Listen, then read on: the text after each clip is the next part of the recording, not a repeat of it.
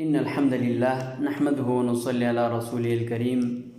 أما بعد فأعوذ بالله من الشيطان الرجيم بسم الله الرحمن الرحيم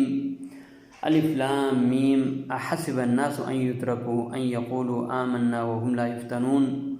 وعن مصعب بن سعد عن أبيه قال قلت يا رسول الله أي الناس أشد بلاء قال الأنبياء ثم الأمثل فالأمثل فيقتل الرجل على حسب دينه فإن كان دينه صلبا اشتد بلاؤه وإن كان في دينه رقة ابتلي على حسب دينه فما يبره البلاء بالعبد حتى يتركه يمشي على الأرض ما عليه خطيئة رواه الترمذي وصححه الألباني۔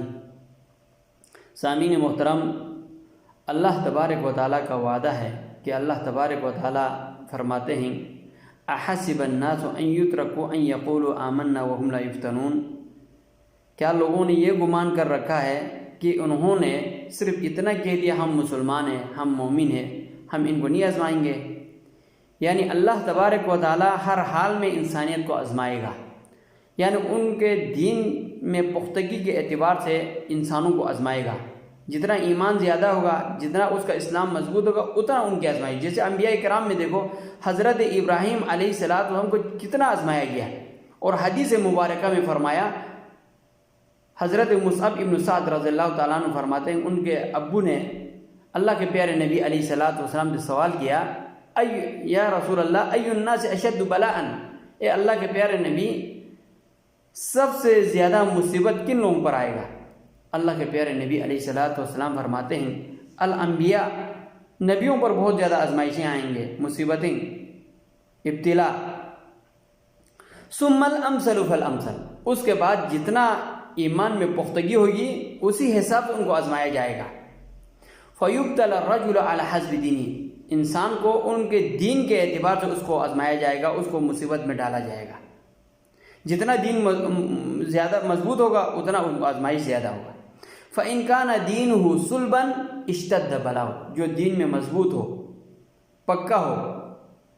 اللہ پر توکل زیادہ ہو، ان پر آزمائشیں بھی زیادہ آئے گا، ان کو ہر جگہ پر آزمایا جائے گا، ہر جگہ پر ان کو مصیبت آئے گی، کیونکہ انہوں نے صبر کرنا ہے اس مصیبت میں، جو معاملات ہے اللہ کے سپرد کرنا ہے۔ وَإِنْ كَانَ فِي دِينِهِ رِقَّةٌ ابْتُلِيَ عَلَى حَسْبِ دِينِهِ، اور جس کا دین کمزور ہے، وہ اتنا پکا سچا مسلمان نہیں ہے، اور کچا ہے اس کا ایمان،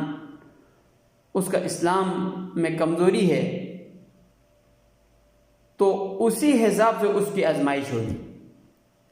فما یبرح البلاء بالعبد حتی یترکہ یمشی علی الارض ما علیہ خطیہ، یہاں تک کہ انسان کو اتنا زیادہ آزمائش کو اس کے پیچھے ہی لگا دیا جائے گا، اتنا ان کے اوپر آزمائش آئے گا کہ وہ زمین پر چلیں گے، اس پر کوئی گناہ نہیں ہوگا، وہ زمین پر چلنے والے گویا کہ زمین پر چلنے والے بے گناہ لوگ ہوں گے۔ حدیث صحیح ہے۔ تو بیان کرنے کا مقصد یہ ہے کہ انسانوں کو ہر حال میں آزمائے گا، ہر حال میں آزمائے گا، اس کے ایمان کیا۔ بہت سے لوگ سمجھتے ہیں کسی کو آزمائی آئی، کسی کے گھر فوتگی ہوئی، کسی کو کوئی نقصان ہوا تو دیکھو اس نے فلاں یہ کام کیا تو اس لیے یہ ہو گیا، حالانکہ اس کا عقیدہ سچا ہے، اس کا عقیدہ صحیح ہے، اس کا عمل صحیح ہے، اس کے باوجود بھی اگر اس پر آزمائش ابتلا ہے تو اس کا مطلب یہ ہے اللہ تبارک و تعالیٰ اس کے گناہ کو معاف کرنا چاہتا ہے، اس کے درجات بلند کرنا چاہتا ہے، اس کو جنت میں اعلیٰ مقام دینا چاہتا ہے، اسی لیے اس کو زیادہ آزماتے ہیں۔ بالکل اسی طرح انبیاء کرام کو بھی سخت آزمائشوں کا شکار کیا، اور اسی حساب سے جتنا ایمان میں پختگی ہوگی اتنا ان کے اوپر آزمائشیں آئیں گے۔ جب بھی آزمائش آئے صبر کرے۔ آخر میں دعا کرتا ہوں کہ اللہ تبارک و تعالی ہم اتنا زیادہ آزمائش کے متحمل نہیں ہے، ہم پر آزمائش نہ کر دے۔ اگر آزمائش ہماری قسمت میں لکھی گئی ہو، ہماری تقدیر میں ہو، آپ کی مشیت میں ہو، تو اس آزمائش سے ہمیں نکلنے کا راستہ دے، اور اس آزمائش میں ہمیں استقامت دے، اور آپ پر اللہ پر توکل کرنے کی توفیق دے۔ وآخر دعوانا ان الحمد للہ رب العالمین۔